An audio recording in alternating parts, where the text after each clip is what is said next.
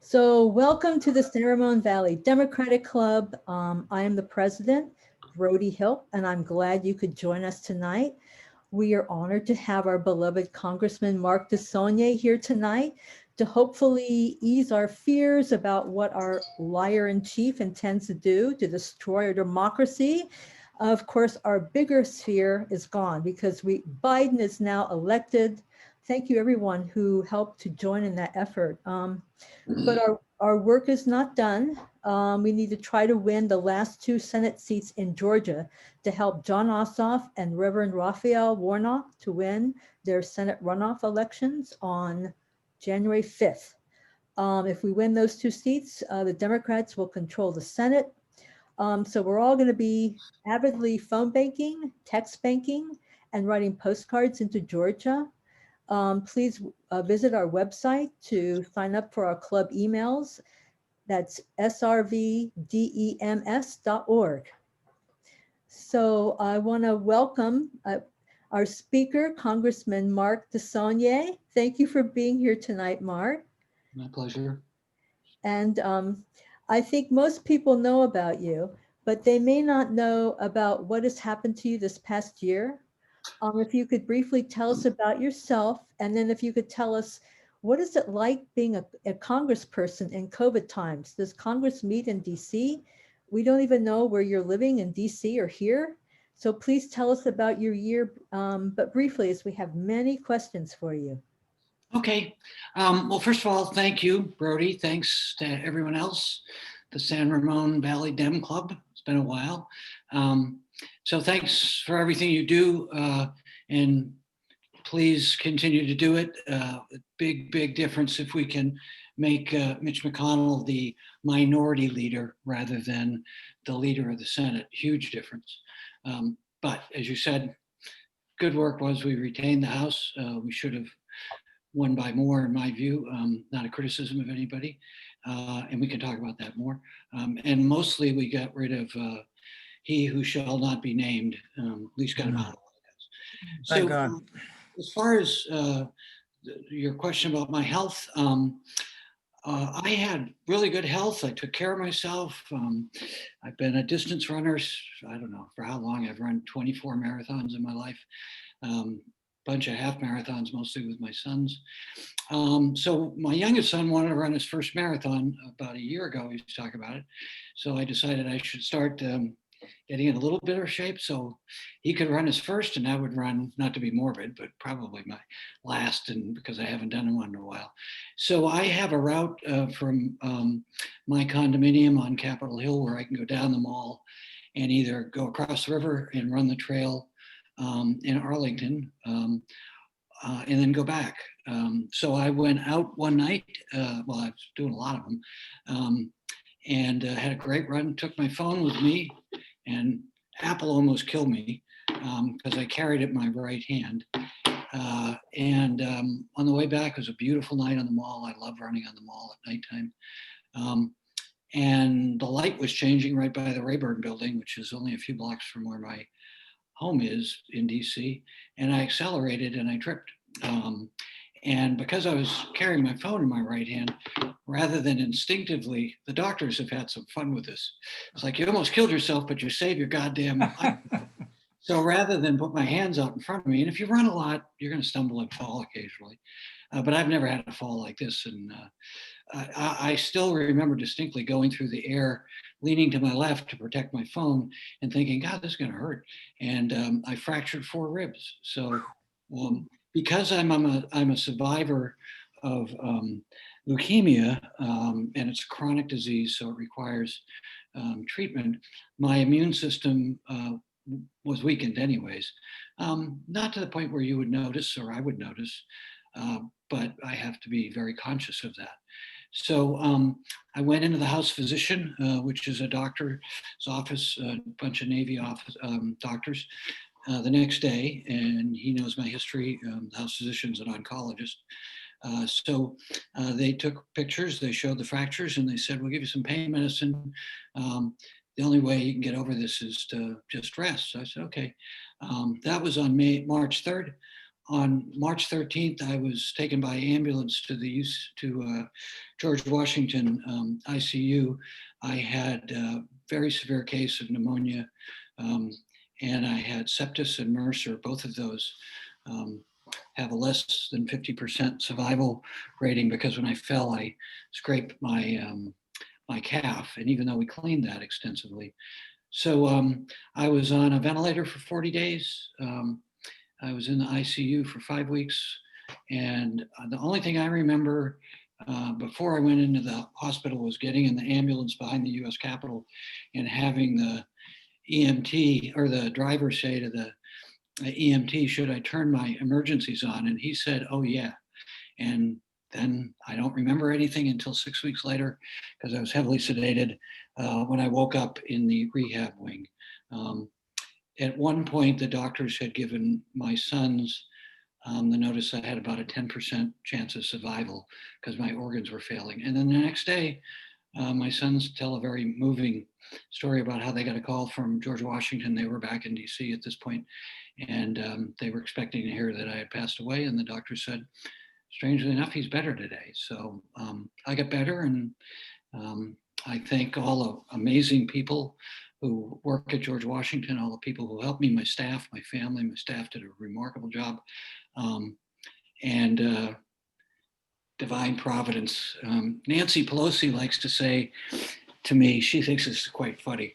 She said, Mark's an example of why I never exercise. I eat chocolate. That I should just eat chocolate and stop trying to prepare myself. So I'm in good shape. When I left the ICU, however many months ago that was, late April, I weighed 140 pounds. When I went in, I weighed about 195. I now weigh somewhere between 175 and 180. And I'm hoping to basically stay around there. So I'm good. I went to cardiologist yesterday. I went to oncologist today. One of the reasons for today was they're trying to figure out if I can take the vaccine, if it will help me, and what are the consequences for the cancer, and what they can do for someone like me who I'm already taking medication that it's amazing research, having spent a lot of time out at the National Institutes for Health. And I started something called the Cancer Survivors Caucus, which has been a great caucus in the House. But we go out and we talk to these experts. They're absolutely brilliant. The kids who work out there, for people who criticize public service, I wish I could take them to a lot of places, but particularly the National Institutes for Health. There's no place in the world like this. The Chinese are rapidly trying to replicate it. And most of the basic research that has led us to my medication and the vaccine started at NIH. And there's a whole question about you paying for it as taxpayers and investors getting a lot of the profits of it. So that's a further discussion. So I'm good now. I'm really happy. I'm grateful. And I'm hoping, as my friend and former colleague used to say, cause some good trouble. So that's that. Just in terms of where we are, in the last Congress, Nancy had me on 4 committees. The Rules Committee, which is a great committee. Every bill goes in front of it. It's called the Speaker's Committee because when it originally started, the Speaker was the chair. Which is the case in the state Senate in California. The pro tem is the chair. For a long time, there were only 4 members. Sam Rayburn added members to 15 because of a chair who is a very rabid segregationist who wouldn't let any kind of civil rights or anti-segregation bills, a Democrat, get to the floor by keeping them in the House. And in those days, the Speaker couldn't remove the chair. It was based on seniority and seniority only, and that's changed. It's based on seniority, but you have to run for the seat. So I hope to still be on rules. I'm on transportation, I'm on education and labor, and I have been on the oversight committee for the, 6 years I've been in Congress, and most likely I'll go back on that if Nancy will let me. So I'm anxious to get going. We've got a full plate. I have a great staff. We've won an award last session, or this session, for innovation and transparency. Out of 535 House and congressional officers, we were the Democratic office that was selected by a nonprofit foundation in DC, along with the Republican member of the Senate from one of the Dakotas. And we were nominated the previous 2 years.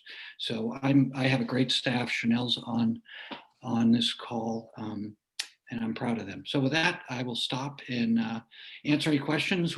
Just one last thing, as we wait for a couple more races in the House to be decided, including two, TJ Cox and Christy Smith in Southern California. Am I missing anyone? I don't think so. Well, Gil Cisneros still has a shot.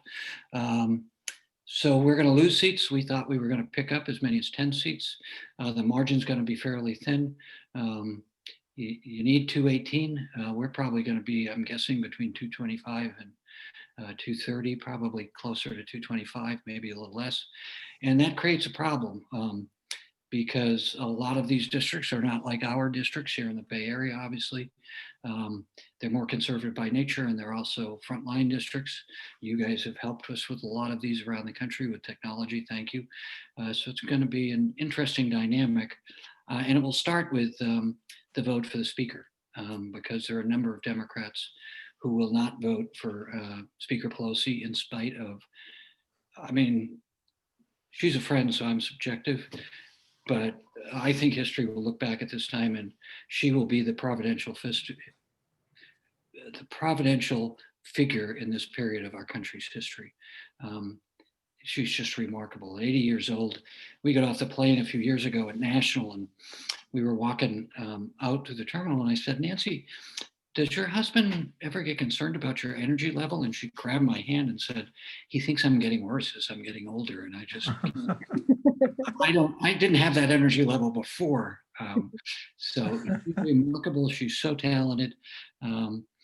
But having been in legislative bodies before, everybody thinks they should have the baton of leadership, but very few people actually have the talent to have that. And she's remarkable. I mean, if you can imagine what it's like to try to make 215, 235 Democratic elected people happy all the time.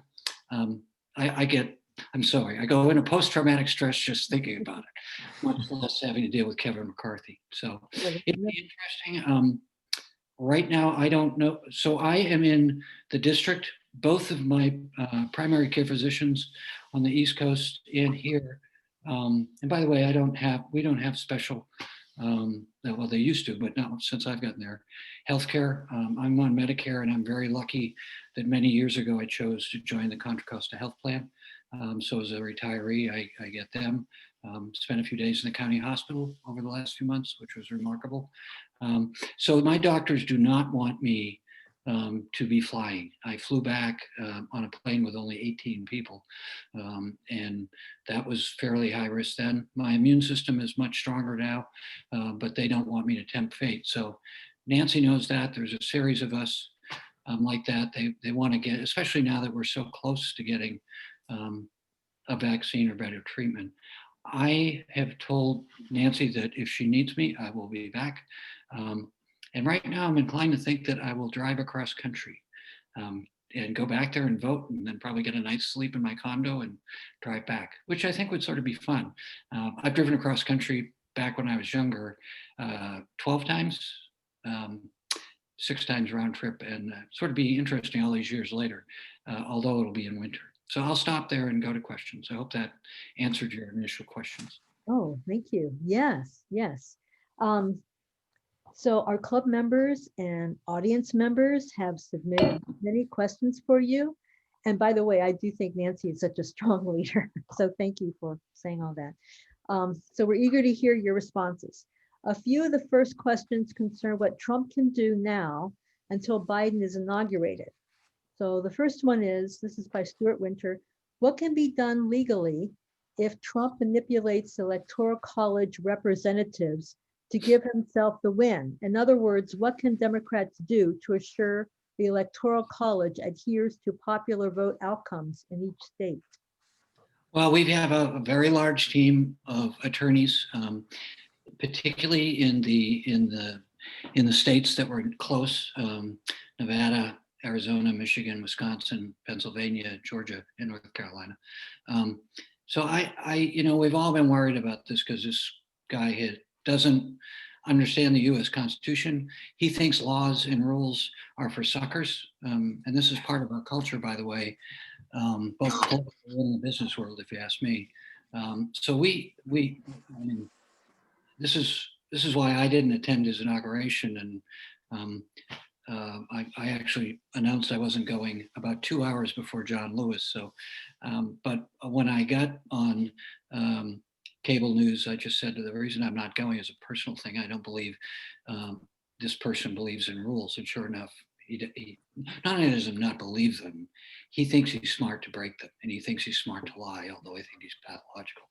So we should be concerned, but we've put a lot of controls in over the years, starting with Rutherford B. Hayes, who won his presidency, Republican, against Tilden by one vote in a conference committee between the Senate and the House by one electoral vote. So over the decades, we're going to have to put more in. But I think there's plenty of legal controls. People were worried that he wouldn't leave. The answer to that question is if he doesn't leave and he's not removed by law enforcement, and if the military stepped in, then we've lost democracy in America. He's just walked past and people have enabled him to do that. I don't think that's going to happen. And I think one of the really reassuring things, particularly in the last 48 hours, and a young Republican in Michigan is getting beat up for this because he was one of the 2 of the 4 Republicans in the canvassing commission in Michigan. He's a young guy with, looks like ambitions. He chose to do what he's legally required to do, that if there's no proof of any malfeasance, they have to certify, and that proof is sent by each county in Michigan. And there was no indication of any kind of malfeasance or so all of that was construed by this crazy person. And he'll be gone on January 23rd. I personally don't think he'll go to the inaugural, which is fine, good riddance. I do think he'll stoke division. I do think he will either threaten or announce he's going to run for re-election because he can make money and make attention. Our best defense against people like him and the reestablishment of law and democracy is what happened. People get out and vote, and they're not misled by anyone or anything as much as possible. So. Okay, thank you. So we want to know if Trump pardons, can he pardon himself, or will he still have the Fifth Amendment rights? Or if he is pardoned, will he still have Fifth Amendment rights? Could he be forced to testify to Congress about his relationship with Russia? So in the first part, our lawyers think he can't, although it's not specific in the Constitution. Richard Nixon didn't pardon himself, although I'm sure he was tempted at a different time. And as bad as Richard Nixon was, he was not as bad as this person. So we don't think so. We'll certainly challenge that, and a court will decide. So then the question is, and of course, this will be we'll all listen, certainly leadership will listen to President Biden. Oh my God, that sounds so great. I just feel like getting up and dancing it every time I say it, and you don't want to see me dance. So, but there's discussion about this already. Do you do the Gerald Ford and not pardon him? I can't imagine Biden pardoning him. And Gerald Ford learned that lesson with Nixon. But because I'm on the oversight committee, we've had some of these discussions about, what do we do next year? What is our agenda going to look like? And some of that would be in oversight. Some of it would be in judiciary. Some of it might be in intelligence or in foreign affairs, but we would have some jurisdiction. And I think that's a discussion for us to have. I think probably more interesting, and we have to be very strategic about this. We have to be ethical first and foremost. But we need to get some of these folks back. I mean, it's great that Biden got elected and got over 80 million votes, but 72 million Americans, 74 now, voted for this man, and we need to figure that out. We can't tempt fate again. So We'll get to some of those questions. Mark, the question was about a pardon. It could be Pence pardons him. Would he relinquish his Fifth Amendment rights if that happened? And could Congress call him? That's what my question was about. I think, Ellis, this is why 24/7 news and social media makes a lot of money. People have lots of opinions. Our lawyers don't think he can.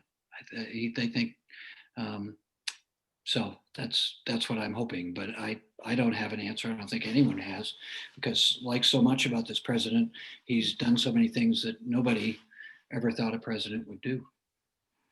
Our next question is, what more is being done to help the people on unemployment whose benefits expire 12/26/20? Well, we started, I think our first offer, what we passed out of the House months ago, back in March or April, when I was in the ICU, was $3.2 trillion. Would have continued that $600, which has come in to the benefit of many, many people. It would help local and state government, which desperately needs funding. For economic reasons, we need to do that. When we start laying off hundreds of thousands of state and local employees, that's going to have a huge impact. And a lot of these folks are the people who are doing the testing and providing the services. So Mitch McConnell refused to move towards us. We sent the bill over there because within his caucus, he, in my view, and there's been plenty written about this, he has these far right libertarians who wouldn't vote for any kind of bailout other than the first one that we did. And that was a miracle. We got that out, thank God. So finally, he rounded up the votes to propose $500 million, had nothing for state and local government, nothing for greater unemployment than currently exists. Although they finagled a deal where you could get $300 for 2 months if the state was willing to do it. And then the states largely left it on the hook for that. So it was really close to nothing. More money for COVID, for the support system to not just pay for the research and make sure it's done right, but there's a lot of ongoing research, not just the vaccine. Yeah, and another big thing in this was liability for employers. So unfortunately, there are a lot of employers who will put their employees at ridiculous risk. So they wanted us to strip that out, which basically would have had people who are already very poor, working poor people that we have way too many of in this country who will be forced to go to service jobs. And then you've got employers who aren't taking basic protections for them and the general public. So McConnell wanted to just strip the liability out. And we fought to keep in a basic level of liability, both for the employees, but also for public health. So what I hope is that President Biden, and he's already engaged in this, will try to get some kind of leverage with the Republicans. And I think between now and the voters vote in Georgia is a good time, they should own this. One of the things that's frustrating, and I'll end here, is that there's a tendency in the press. I have this fight with Phil Mateer regularly, since he and I used to be on TV a lot together. And, you know, God bless them, they want to think that there's a symmetry from both sides, that Democrats are as stubborn as Republicans. That's not what I see. I see a very intransigent, conservative, nihilistic Republican caucus in the Senate who wants the country to do poorly, in my view, except for the top 1%. And we're trying to work with them. So you're bargaining against yourself over and over again. And that's what happens with Nancy. So we already came down from 3 trillion to 2. We said we'd come to 1.5, but at that point you're stripping so much out that you can't give the unemployment. You can't help small business, which are failing like crazy. I mean, I can't imagine what it would be like to be a restaurant owner right now. I don't know. The only reason many of them are holding on is because of the money we provided for them. So that sort of, the next question was about doing something to pay for healthcare for the unemployed beyond 1226, but I guess you've already covered that in your answer. Yeah. Yeah, the answer is that, again, and that what we're trying to get is to help people subsidize. And what's happening is because of our employer-based healthcare system, and most of these service people, I mean, if you work at a restaurant, a fast food restaurant, you're not getting health insurance, and you probably don't have enough to contribute and to pay your bill. We've been trying to keep people on, and we're trying to, one of the great things that the ACA did was it helped organizations like the county in Contra Costa County and in Alameda County serve more people. So we have more questions about that later, I think. Okay. Here's a new one. Trump and Mnuchin are trying to crash the economy. They're keeping the rates to borrow low, but low rates are no longer helping businesses, and they're not printing money to ease the level of U.S. debt. What are Democrats doing to prevent them from crashing the economy? Well, we're going to have a great Secretary of Treasury, November 23rd. The Fed has actually been pretty good about this. Unfortunately, Trump put in place, at least at the beginning, a nominee to be chair of the Fed, Powell, who is somewhat protected because their term is not at will.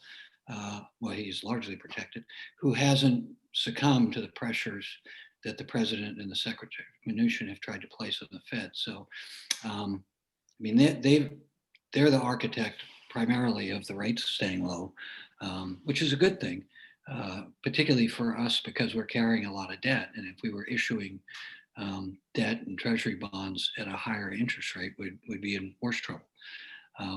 So we just have to, I mean, a lot of these questions are what ifs in legal territory that we don't have precedent for. But what precedent we have and what we're hearing from the courts, and a good example is what he's trying to do, as crazy as it is on the election, is that the courts, even his own appointees, have generally been either siding with us or sidestepping it, and in that way helping. So, so much of our questions here and the questions I get are what ifs, and I'll answer them as best I can, but not being an attorney. But yeah. I think there's a large amount of unknown. But the further we get from the election, and because we won, the more I think these institutions that we do have make it harder. Now, in the interim, they're going to do what they're going to do to try to undermine, particularly if he's thinking of running in 4 years. But we just got to stand up to him, and we're going to fight with the tools we have, both legally and politically, before we get sworn in and after President Biden gets sworn in. Here's another one of those scenarios. So Trump could ruin one of our treaties before he leaves office. The Open Skies Treaty allows surveillance by special US planes to monitor countries to see if they're creating nuclear weapons. And so all the countries rely on the US data that assures them that there are no new nuclear weapons being made. But Trump has withdrawn from this treaty illegally, as he was supposed to get approval from Congress. And now he's ordering that all the planes with surveillance be destroyed. So even if Biden reverses the decision, he will have no planes. Since Trump left the treaty illegally, he was supposed to get Congress's approval. Can Congress tell everyone involved not to act on Trump's order to destroy the planes? Yeah, well, same thing. Our attorneys think this guy doesn't care that it's illegal. Right. So our attorneys say it's not going to happen. They've filed for an injunction, and then on January 23rd, it'll be changed.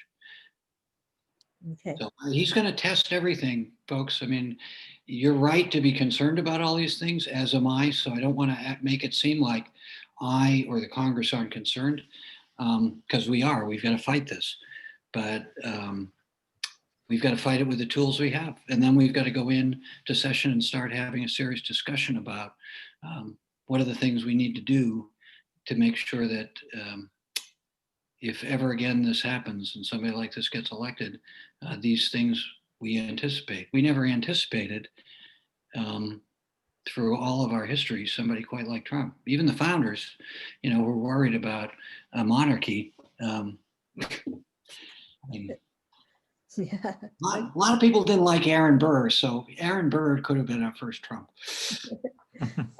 This question's from Stuart Winter.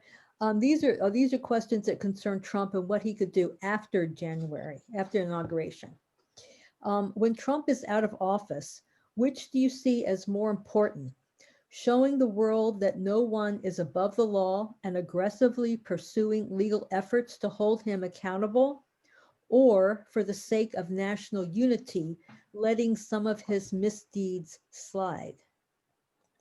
My first premise is to do what's ethically right, which would be to call him, to investigate him, and do it in such a way.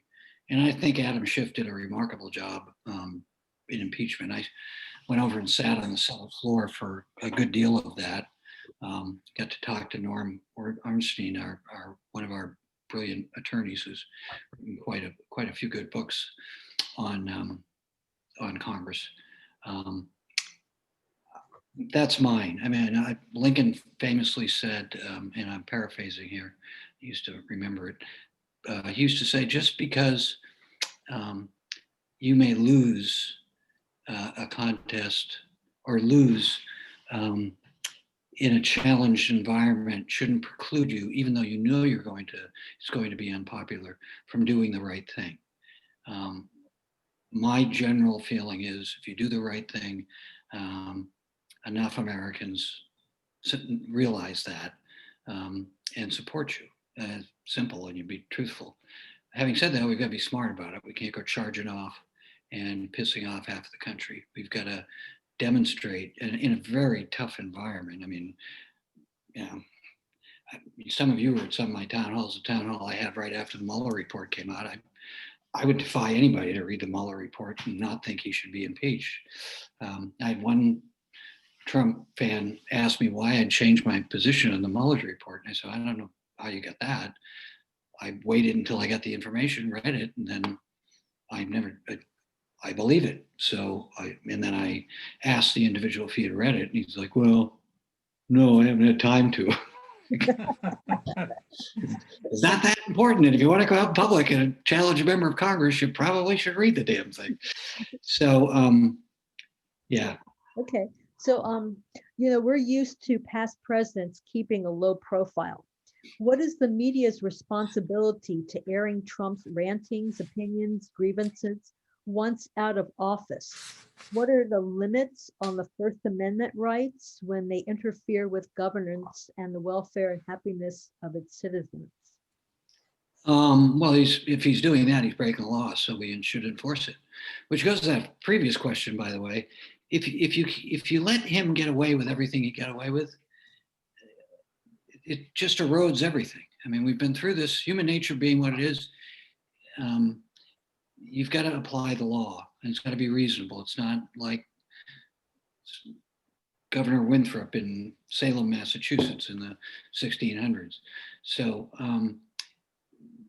I think what he's going to do is pretty predictable. He's going to get as much attention as he can, and he's going to continue to say that he was victimized. I mean, this is part of his psychology. He likes to say, poor me, I was screwed, even though he's the robber. I mean, this guy's the proverbial bank robber who gets caught over and over again, and then he blames the teller or the bank for not locking the door and keeping him out. So he's going to stay at it. I think he's either going to run again or he's going to act like he's going to run again for 4 years, and we're going to have to put up with that. But in that time, we have to win back the American public who we've lost. And we have some responsibilities here, I think. I think they're not all racist, although there are plenty of them. And we all have issues around this that we need to have a national conversation about our own biases, all of us, myself included. But we've left too many people behind. And we did this, if anybody reads Robert Putnam, he's got a great book out now, although it's pretty steep on the research and the validation, but he had to do that, called The Upswing. And his argument is we went through a very similar period of time in the late 1800s and early 1900s, where you had the telegraph, you had steam power, you had steamships, you had travel, you had immigration. It really is remarkable how similar the times were. And we were very divided. And but we had different kind of institutions to bind people. Things like Rotary, community institutions that have gone way down, faith groups. So we've got to go into these communities that have been left behind by technology and figure out how we bring them along. And there are ways to do that. Everybody doesn't have to have a job in Manhattan, in Alexandria, and Arlington, Virginia, Silicon Valley, and Los Angeles. They can be more dispersed, provided there are research facilities, is what high-tech and knowledge-based businesses say they need. They need the brains out of the colleges and the research facilities. Okay. Whoops, let me get back up here.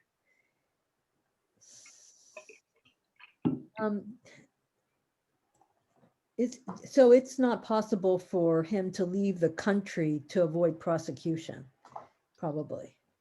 I don't want to go into all that, but yeah. It's possible. I mean, I could see him being in Hungary, palling around with people who have the same. He could. I think he's, one thing we haven't talked about is state law and the Attorney General in New York in particular. But there are plenty of Attorney Generals, included ours, Javier, who, because he lived and filed his taxes in New York until the last few years, where he moved his residence to Florida, which is an interesting indication, that he's probably got to be more worried about state prosecution. I think in our case, at the federal level and for Congress, if we do it, and I think we should, we've just got to do it in such a way that we're not making him a martyr to the people who already think he's a martyr. That's a good point. Okay, we want to move on to legislative things that might happen when Biden becomes president. You're known for wanting to work across the aisle. What strategies will you use to get legislation passed, and what types of legislation do you think that will get passed with the GOP controlling the Senate? Well, we're going to work to make sure that doesn't happen. Right. Okay. Mitch McConnell is a student of Henry Clay, and if you remember your history, Henry Clay was the great nullifier. He believed that he believed that states' rights, and it was basically around slavery. It was. Trumped anything that, pardon, I'm so hard, I can't say that. Oh, God. I apologize that. So McConnell's like that, only he's a pro tem, or he's president of the Senate. So what we need to do, and I hope the first thing we do is a bill that I'm co-author of, that I worked with one of my better friends in Congress, John Sarbanes, wonderful member from Maryland. He's in the oversight committee with me. He's come out and we've been on 2 panels at Berkeley talking about this. We've got to get this fixed. And HR 1 is a campaign finance bill. It's very thoughtful. Norm Ornstein had a lot to do with writing it. We have to at least get transparency around Citizens United until we get a Supreme Court that isn't, I'm choosing my words here, so prejudiced against transparency. So in order to work with, that's the first bill I hope we present. McConnell said when we did it this session, he said it was dead on arrival. The American people should That's the basic problem. When you've got the amount of money that's being spent on independent expenditures, and what the Koch brothers did in their group is they targeted the Republican Party.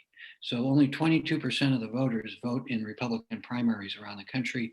They went in and they took out reasonable, ethical, conservative, and moderate, and what few left of center Republicans, like I used to be, they just purged them of the party. And it was quite deliberate. And it created this Frankenstein that we have now. So we have to pass that first and foremost. We have to pass the COVID relief bill to save the country from going into a depression or a very serious recession. We have to pass an infrastructure bill. And the infrastructure bill, like the one we passed this session, but again, didn't get a hearing in the Senate. It should be heavily influenced by our goals on climate. I'm very encouraged by Secretary Kerry's appointment to be the climate czar. One of the challenges though, and I'll tell you, I'm very involved with this because of my years in air quality in California and because of the uniqueness of this county and because I'm on transportation labor, we can't again leave people behind who are getting paid a good income in the fossil fuel industry. And we've got to bring them along. And we're working on, I had a couple meetings on this today. We're working on a bill that will do that, that will transition Contra Costa and shut those refineries down, but make sure that those jobs come with it. And we have a model on this in California. It's the Renewable Portfolio Standard, and I was involved with this in the legislature. The reason we've been able to push the Renewable Portfolio Standard is successful as it's been from 20% to 50%. Now Governor Brown wanted to go to 100%, so does Newsom by like 2035, if my memory's right, is because for a variety of reasons, because we get more venture capital on this than the other 49 states combined. But all of those solar and wind farms are done by people who have passed the state of California apprenticeship standards. And those are generally union people. Doesn't have to be, non-union contractors could pay for it, but they don't want to pay for the training. So we can bring them along, but it's something we never did on the fuel side. But I firmly believe that in the next 5 to 10 years, we're gonna have mass-produced $25,000 retail battery electric or fuel cell cars, and that's going to change everything. And for Contra Costa, it's a huge thing because these refineries create a lot of good jobs, and they are also some of the biggest taxpayers. So we want them to be gone. We want to meet our goals for carbon, but we want to make sure that we do it where we're sensitive to the consequences for it. And that shouldn't hold us up. But I'm engaged in a bill that will help make us a national model that we spend a lot of time on. Wow, you've gone over about 3 questions in more detail that we were going to do, but let me follow up on that because this is by Shoshana Weckler, and tell me if this is pertinent to what you were just saying. You've spoken in the past about the urgent need to facilitate a just transition for refinery workers and communities in Contra Costa County. That urgency has intensified with layoffs of several hundred workers at the Marathon refinery as it pivots towards biorefining. Yep. How is a broad coalition being put together, and how can interested community people participate? Is there a possibility for that? Yeah. So right now, I've been for probably the last year or so, I have been going to business leaders, labor leaders at the local, state, and the federal level. President Trump and I have talked about this. Connor Lamb, who's a moderate from Western Pennsylvania, said, Trump brought something up about you at a meeting because, the whole thing with Biden and fracking. And he's a great member, Connor Lamb. I just said, Connor, there's a way to do this. Right now, we spend a lot of time with the researchers. So the Labor Institute at Berkeley, we're lucky to have them. The energy folks at the national labs in Berkeley and Livermore, I've been working with, and I have a long relationship with them. actually Severin Bornstein, who's Dan Bornstein's pleasant, brilliant brother. We've talked to him, people at the Transportation Institute at Transportation School at Berkeley. So we've been convening people to get their ideas. So we have a draft bill that we're sharing. So today I met with Mayor Butt in Richmond because they have huge consequences because of the Richmond refinery. Yesterday I met with Mayor Schroeder from Martinez. The other two refineries are in the county, so I've had discussions with John Joya and Federal Glover because they're in their districts. So this is what I normally do in these big things. I start here and go out and then have a work product with as much of the experts as possible, but it's not a finished work product. And then we go out to the public, and I will convene that. We're working on a timeline. This is a good question right now. I'm hoping in the first quarter of next year. But this is, and Brody, the reason it's very important, not just for us, not for me, but for the country. We have amongst the most intense fossil fuel industrial imprint in this county, in the country, because of the few deep water ports that make them valuable. So when you measure them by per capita population or by geographic intensity, so that gives us an opportunity to really be a model for the rest of the country. And then we have great institutions like the Air Resources Board, the Energy Commission, the UC system, some great people at Stanford. So this is, I'm sorry to go on so long, but you can tell this is something important to me, and I think I have a unique ability to facilitate it. So we start here, and hopefully we can work with you and help with making sure anyone who's interested in it can be part of it. And it'll be very public. Yeah, that's almost sounding exciting. Thank you. It is for us if we get it right. I mean, we can be a national model. I have a good friend on the Labor Committee, Don Norcross, who's a very prominent family in New Jersey politics. We talk about this all the time. They're taking the industrial safety ordinance that I did over 20 years ago, that's now a state ordinance, and New Jersey's about to adopt it. And it's been fabulously successful, if I may say so myself. So we have an opportunity to do like we did in the industrial safety ordinance, but for carbon. And I've had this conversation with people in the transition team for Biden, and they were very excited about it. Okay, wow. You were mentioning HR1. I'm not sure if everyone's familiar, because our next question sort of is a lead into that, but can you tell us just about a few things of what HR1 does?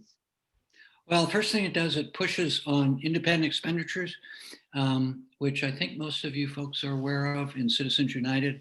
When a 5-4 decision, was it 4 years ago, the Supreme Court upended years of precedent that said that I, as your representative, you as a citizen, have no legal right to control contributions that are outside of my campaign. So the Koch brothers just filled that up. And I have charts and numbers, but we don't have from this cycle, but it's just been in the billions of dollars. I have a chart that I do at town halls where the chart's like this since Citizens United. And it's a huge problem for multiple levels I won't go into. So what HR1 does, I think, and our attorneys think, if you're going to do that, it puts requirements on you, particularly about transparency.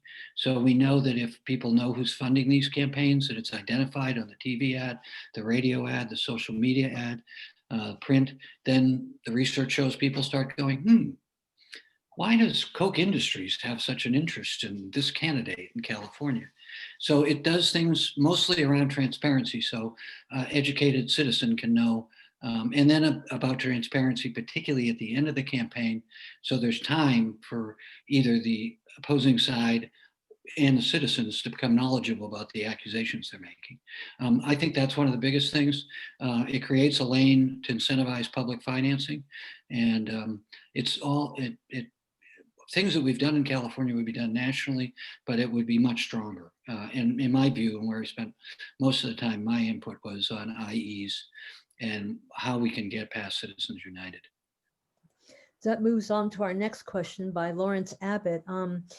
He wants to thank you for being an early co-sponsor of HRJ 48, the We the People Amendment to end corporate personhood and money as speech. So recently, Jerry McNerney and Jackie Spear have joined you and most of our local reps, but we still have a few, such as Eric Swalwell and Josh Harder, who are not yet co-sponsors. How can we get more representatives to co-sponsor and grow the movement to end corruption and to restore our Constitution, government politics, and the power of the people with our 28th Amendment? Yeah, so this is, I'm not going to tell you to beat up on people, my colleagues who haven't signed it, because I love them all. Well, I love all my Democratic colleagues, some of my Republican colleagues, which I have to go back and finish that question about bipartisanship.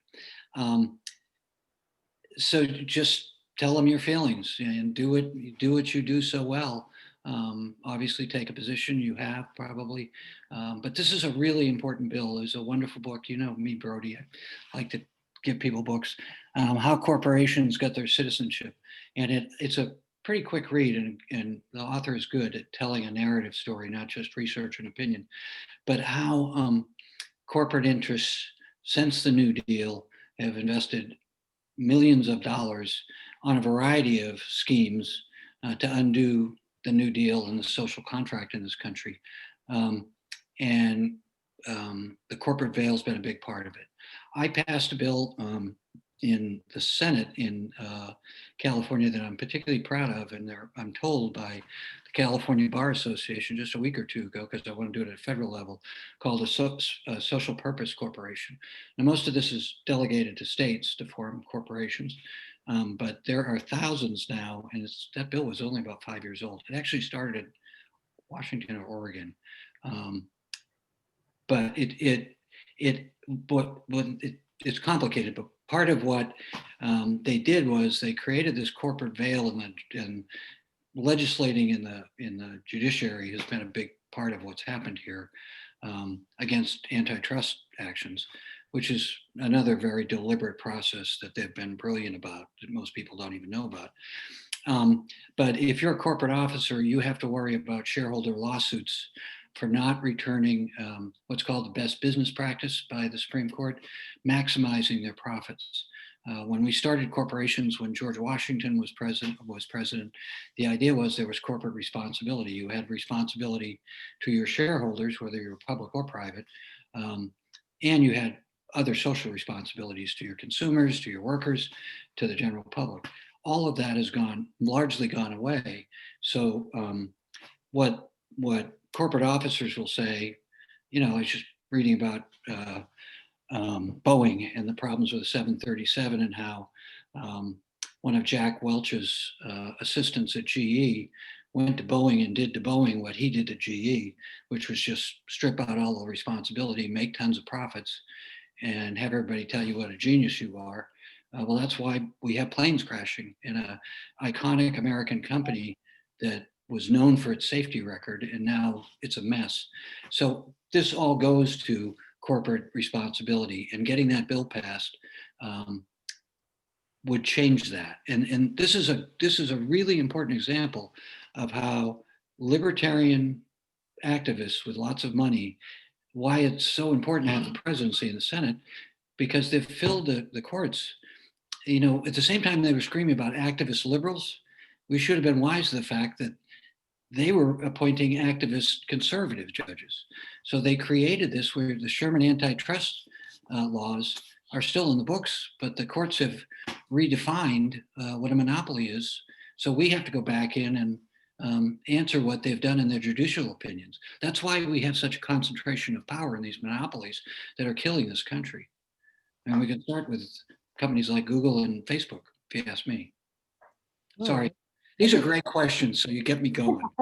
Yeah. The good news is, as Dan Bornstein said, I'm not good with sound bites. So that's either a good thing or a bad thing. No, that's good. That's good. This is from Sheila Fish. We are sickened by the power of social media and how it is influencing our lives. And now Twitter and Facebook are allowing false information about voting fraud.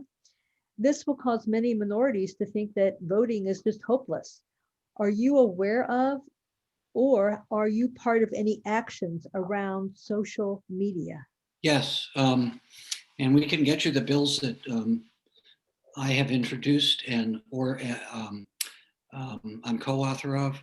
A lot of these bills are in the jurisdiction of the Energy and Commerce Committee. Trying to think, Anna Eshu chairs a very important subcommittee in ENC, as it's called. We have some jurisdiction in education, but an oversight. I had a very tense hearing when we had representative CEOs from 3 of those companies. And I just said, they were all Bay Area companies. I just said, I have been to your headquarters, each one of you, and you have asked me to come because there was something you wanted to ask me for, usually related to transportation. And for years, I was so proud of you, and now I'm disgusted. And you are going to go down in history. It was so tense, and it was an out-of-body experience because I'm like, filters, filters. But I was so angry. You're going to go down in history, not for all the innovation that you could have brought that you did bring to the world, but that you undermined democracy. So we have to have, and I'm very encouraged by what President Biden has said.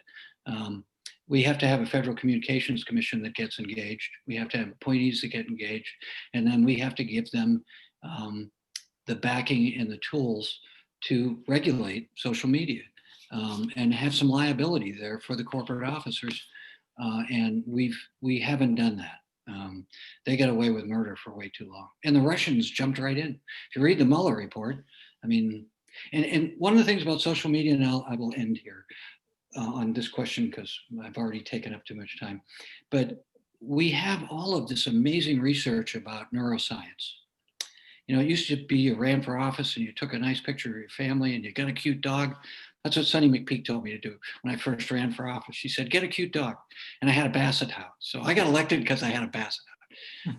It's much more sophisticated now. And there's plenty of writing on this and research.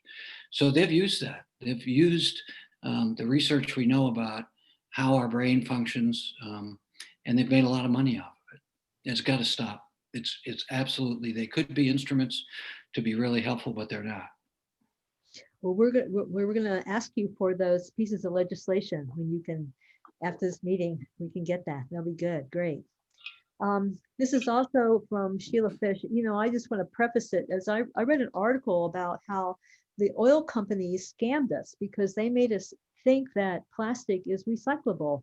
And there's only about two different types of plastic that's recyclable. And so Congressman Alan Lowenthal and Senator Udall are sponsoring the Plastic Pellet Free Waters Act, which will prohibit the discharge and pollution of pre-production plastic pellets. And they are also promoting Break Free from Plastic Pollution Act. Are you aware of these 2 acts and are you supporting them? Yes, actually, Alan's one of my closest friends. We served in the legislature together. He's a psychologist. He likes to, I like to tell members of the floor that he's my therapist. That's why I'm a member of Congress. And he likes to say, I'm his most successful client. And I like to say, I'm a member of Congress. And he's a wonderful man. And yeah, I'm aware of the bills. He asked me to co-sign them. I believe we have, but I never know where in the process people are. So, but it's a great piece of legislation. Okay. And you know, one of the sad parts about my job is you see people with responsibility in public sector, but also the private sector. I'm so upset with the tobacco people. I always have been. But what Juul is doing right now, there's an opinion piece in the Washington Post today just about how many kids are still vaping, and it's just it's just awful. That's why we need to have laws. I mean, this idea that the free market, everybody will behave, it's just not human nature. Mm-hmm. And now we're going to jump to education because one of our people, Kumar Nalasamy, who ran for school board, is asking, Are you planning to bring attention to the federal education budget? And are you going to suggest an increase in funding? How can you influence at the state level, this is sort of different, to spend more funds on education, as California currently ranks 38th in the nation for school funding? Well, I'm sure Kumar knows, historically in this country, the responsibility has been at the local and the state level. In California, that's true. The California budget is the 50% of it roughly is, well, more than 50% when you include the UCs and the CSUs. Community colleges are in education and are protected constitutionally by Prop 999. The federal funds is only about 10% of the total. And historically, our role has been to protect the disadvantaged, whether they are disadvantaged because of prejudice in people of color, poor people, or people with disabilities. The special education bill that was passed years ago, a wonderful piece of legislation, is something that I want to work in. I've worked very closely with the DED community for years. I was sort of their person in Sacramento. I'm their person to a large degree in Congress, and a lot of this goes through the Education Committee. When we passed the disability bill for special ed students 20, 30 years ago, our promise was that we would pay, I think my memory serves me, 40% of the total when we mandated that states and locals protect people with physical disabilities. And I think right now it's at 18%. So Jared Huffman and I have had a bill every session. Jared has a son, great, wonderful kid, who's suffers from autism. So so we're gonna, I just had this exchange with my legislative liaison with the Biden administration, who, by the way, I have never met in 4 years or know of my liaison with the White House. He never bothered to set up that infrastructure with Democrats. Every other Republican, it did. So in 4 years, I never had any kind of conversation. There was no, and within a week and with no funding after the election, I got a phone call on my cell phone with the person who was my liaison, who I just happened to know. So they announced that they were going to be heavily involved in this field.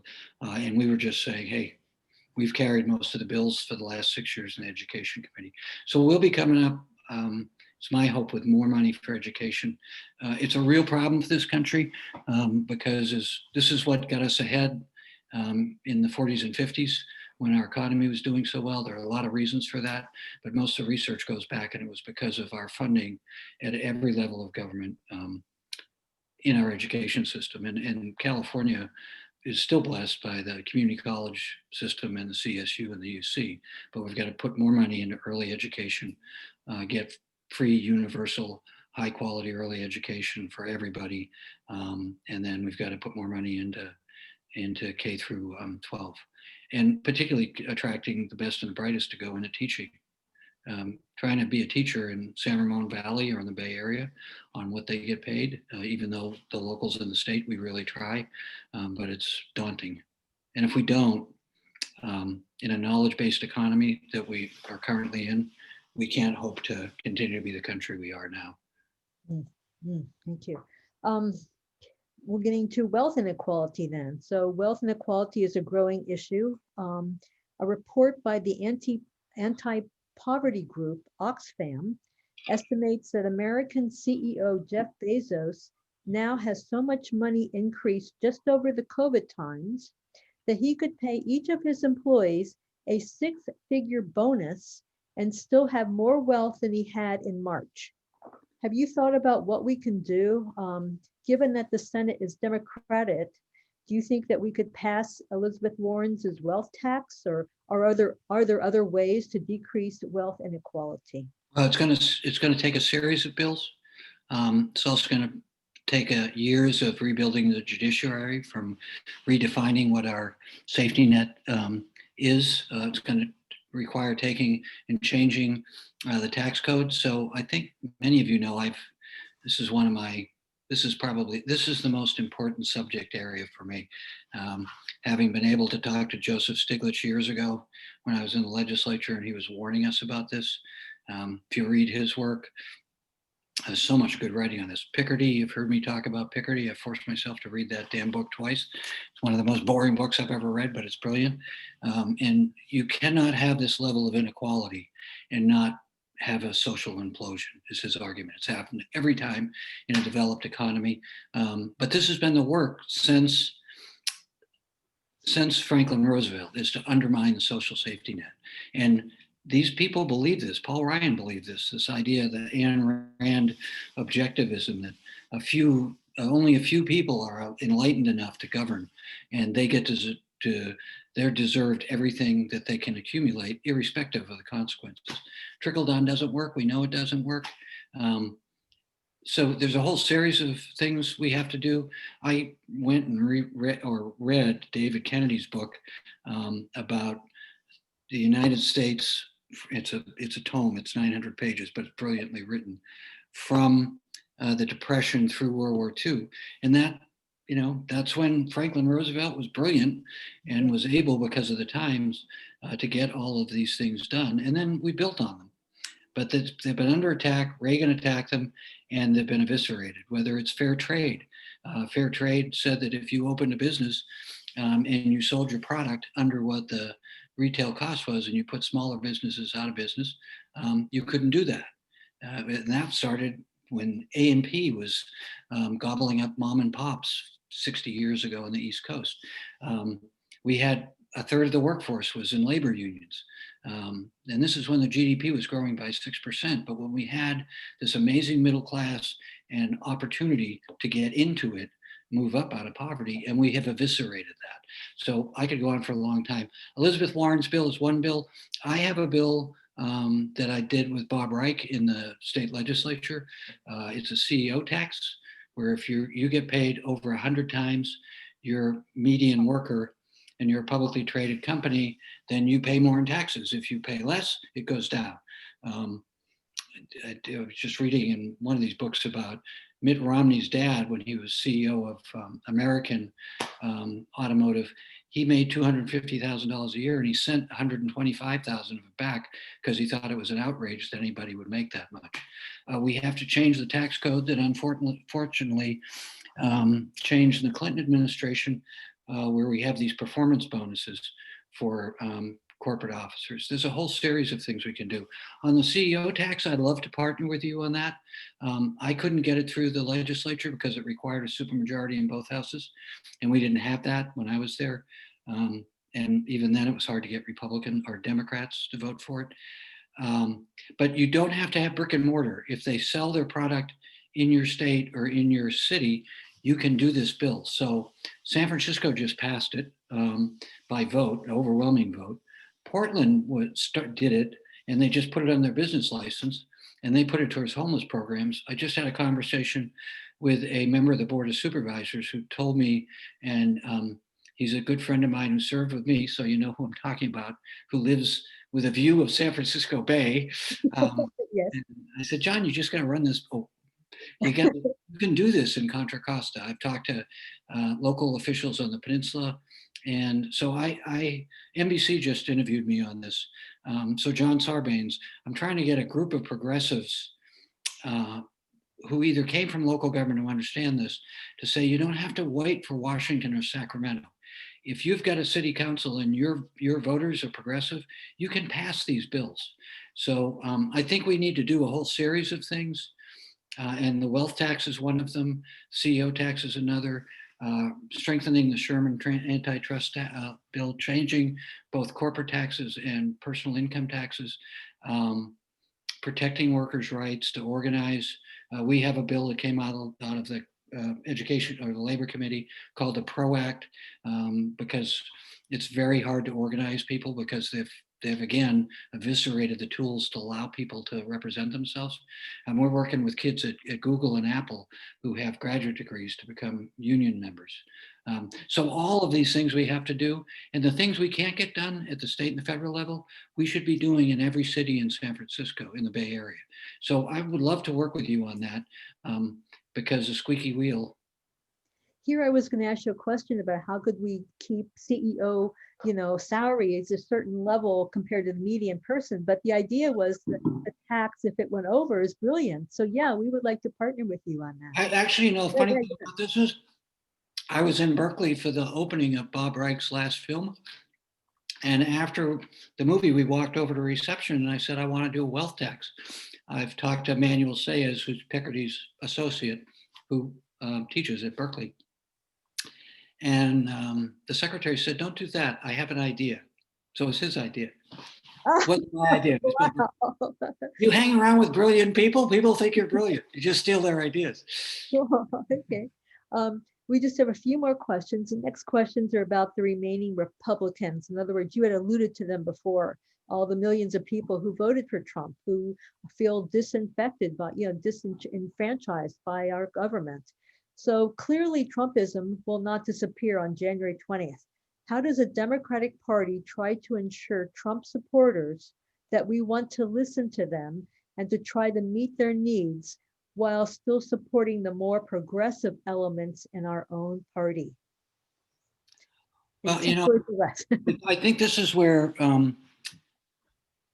Joe Biden could be the providential person in history for us right now, because he crosses over into both.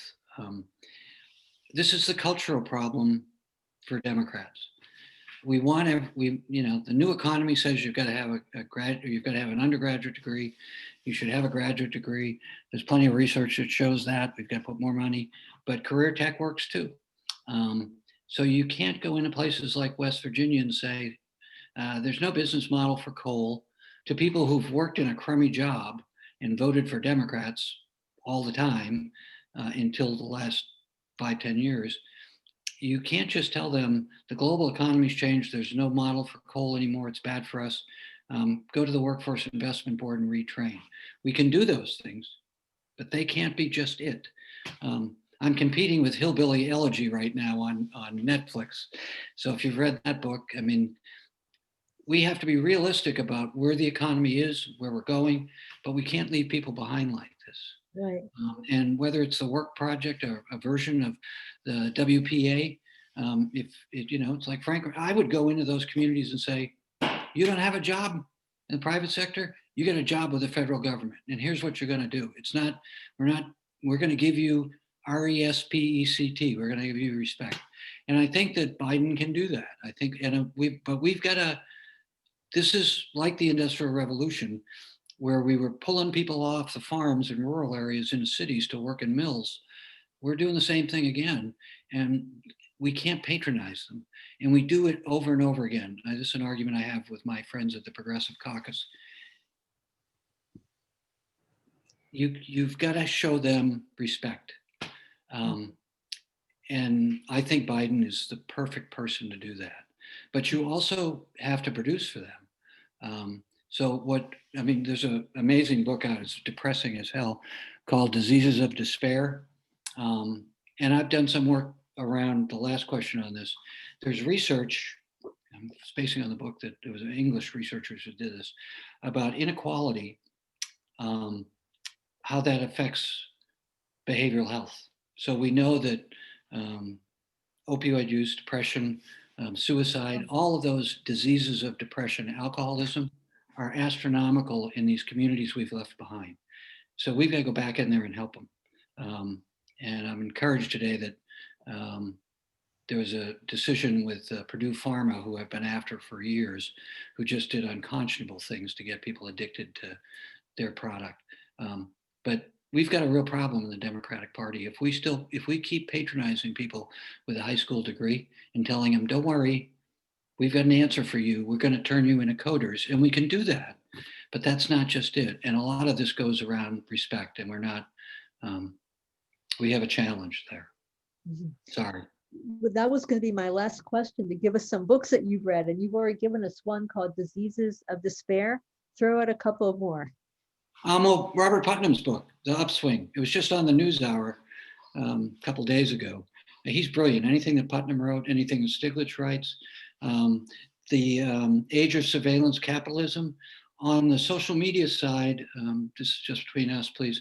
I've had some discussions with people who are leading the charge on this. If anybody knows Roger McNamee, he's been in a couple movies. Oh, He was right, the Zucked. Zuck, yeah, Zuck, It was yes. funny. I read that book on a flight back to DC, and I walked onto the floor to vote, and Jackie Spear came over and sat next to me, and I said, you know, this is weird. This guy is either your constituent or Anna's, but I'd really like to meet him. His name's Roger McNamee. And she looked at me and said, you're pulling my leg, right? I said, no, what are you talking about? He goes, he's in my office. So we went to become good friends. And if you look at my campaign disclosures, you'll see he's maxed out for 2 years in a row. So we were talking about trying to convene this woman from Harvard and others, the woman who wrote The Age of Surveillance Capitalism, and I can't pronounce her name because it's Yeah. complicated. But she's on a documentary that Roger's on, that's on Netflix right now, on this subject matter, on tech and how we can fix them.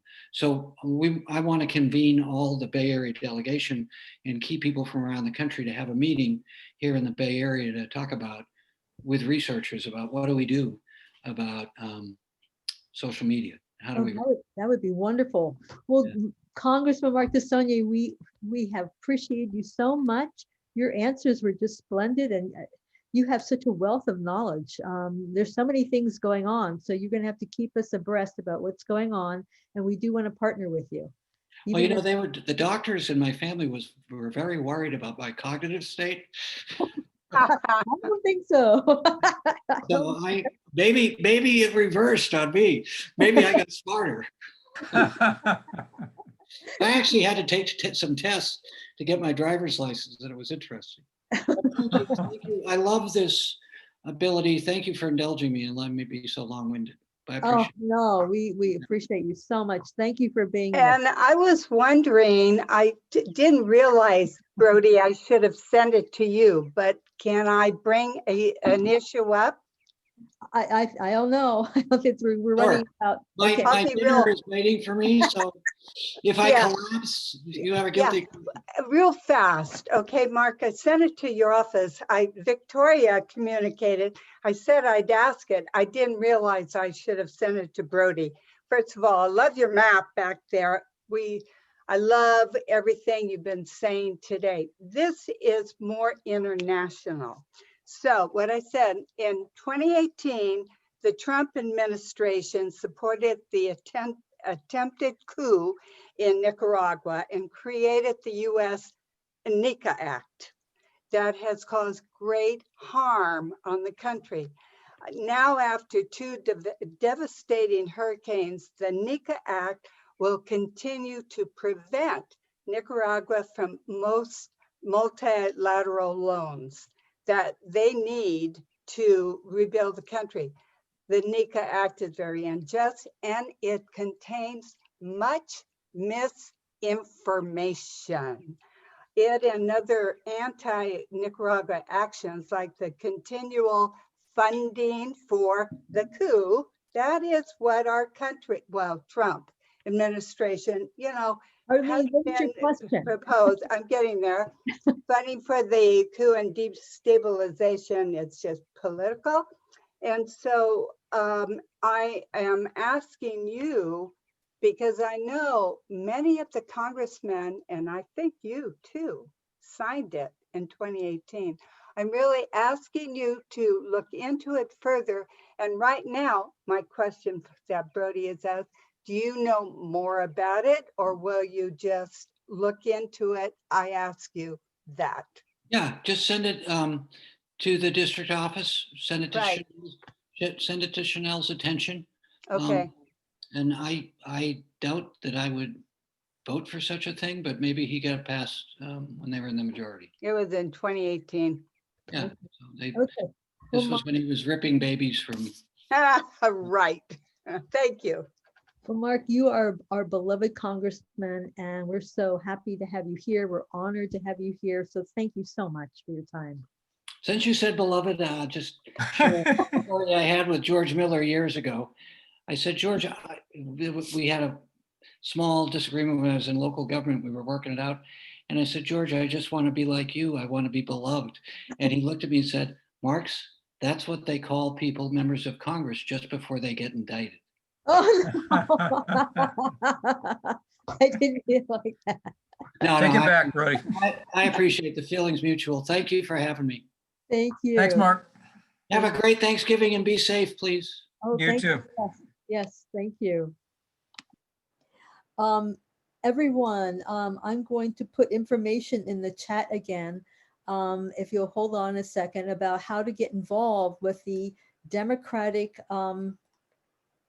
effort to win over the Senate. So hold on and let me find my sheet of paper that says all the information of how you can get involved. I put it in chat, but I guess you can't see it.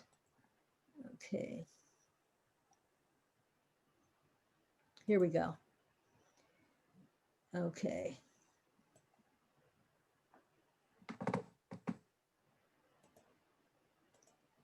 Okay. Let's see.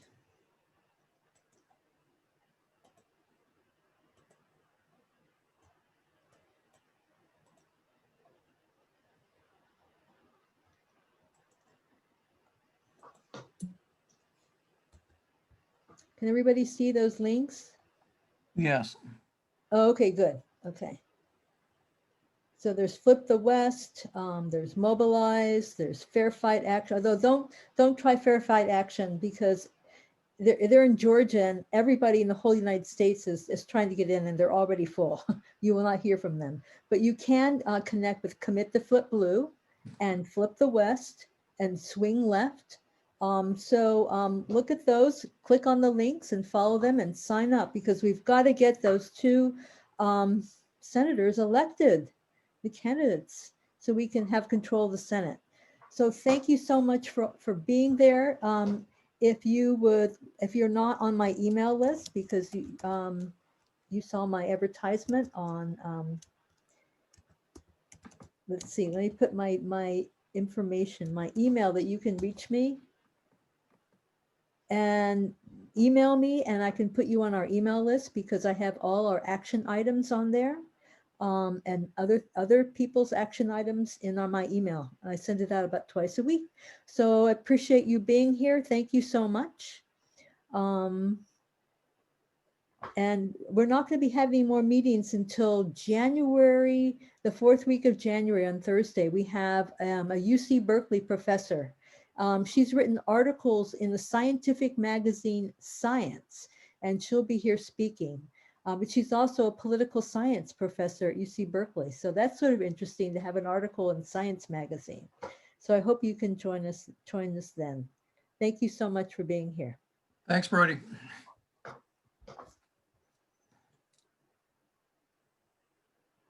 Brody, is there any